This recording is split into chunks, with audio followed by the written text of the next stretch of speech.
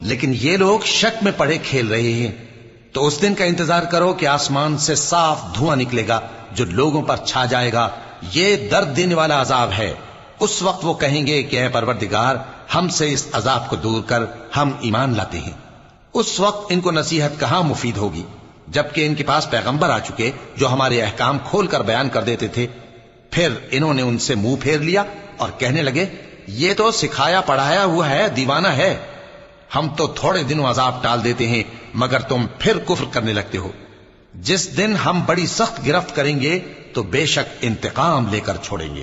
اور ان سے پہلے ہم نے قوم فرعون کی آزمائش کی، اور ان کے پاس ایک عالی قدر پیغمبر آئے جنہوں نے یہ کہا کہ اللہ کے بندوں یعنی بنی اسرائیل کو میرے حوالے کر دو، میں تمہارا امانت دار پیغمبر ہوں، اور اللہ کے سامنے سرکشی نہ کرو، میں تمہارے پاس کھلی دلیل لے کر آیا ہوں، اور اس بات سے کہ تم مجھے سنسار کرو، میں اپنے اور تمہارے پروردگار کی پناہ لے چکا ہوں، اور اگر مجھ پر ایمان نہیں لاتے تو مجھ سے الگ ہو جاؤ۔ تب موسیٰ نے اپنے پروردگار سے دعا کی کہ یہ نافرمان لوگ ہیں۔